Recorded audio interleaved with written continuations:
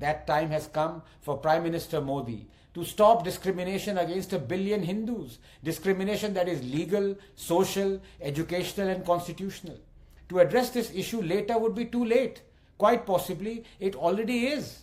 If Modi's first and second terms were to save Indians, toilets, gas, tap water, loans, bank accounts, health insurance, homes, COVID vaccines, Balakot, the third must be one that saves India. And India cannot be saved if Hindus aren't. The Hindus do not ask for appeasement, they never have. The Hindus do not even mind if people belonging to other religions are appeased. All the Hindus ask for is that the discrimination carried out against them be ebbed, if not stopped altogether. Is that too much to ask? The proverbial Hindu Rashtra, a rhetorical, derisory reference to the dawn of 2014 coined by the left to guilt-trip Indians into believing that they were now living in a fascist state where Muslim rights were being stomped upon by brown-shirted, goose-stepping Hindutva soldiers, has just celebrated its 10th anniversary. 10 years of apathy and inaction, of prejudice, of constitutional and judicial discrimination, not against Muslims, but against Hindus. To those who claim we are now living in a totalitarian Hindu Rashtra, one must ask, what kind of a Hindu Rashtra is this where 1 billion strong Hindus have been through our parliament, courts, education system and our constitution reduced to not just second class but rather 8th class citizens? What kind of a Hindu Rashtra is this where Durga Puja and Garba celebrations are stoned with impunity, where a sitting Prime Minister claims minorities have the first claim to resources?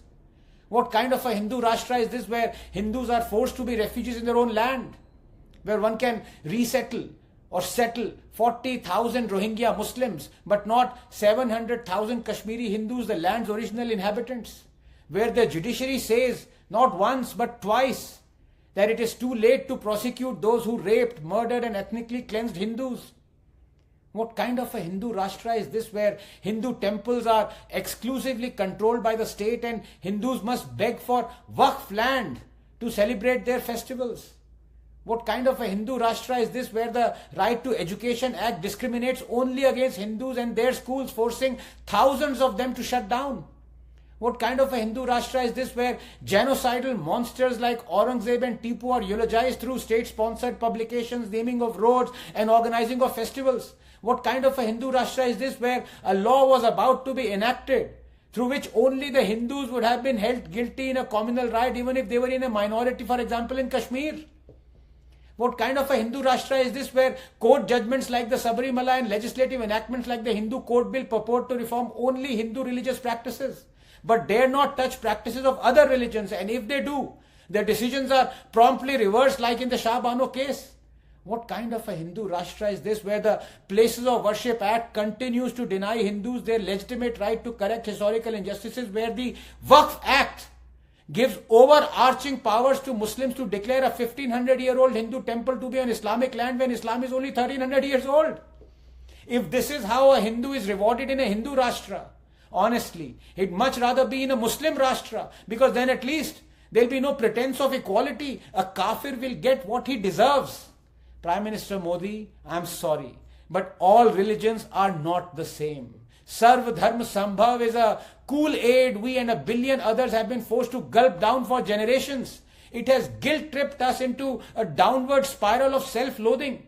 Please understand, for India to survive as a plural, all-accepting land, Hinduism and Hindus must survive. And they will not, as long as we have legislations that discriminate against Hindu temples, Hindu schools, Hindu rights, Hindu refugees and Hindu history.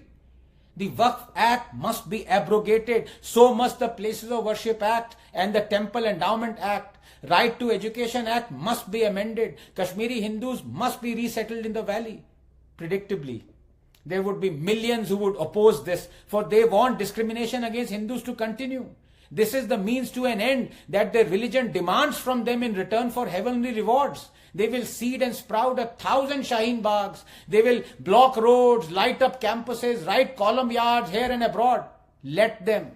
You must stand up to them, Mr. Modi. This term, Narendra Modi, you need to fight for our survival, not yours. You need to choose dharma over coalition dharma.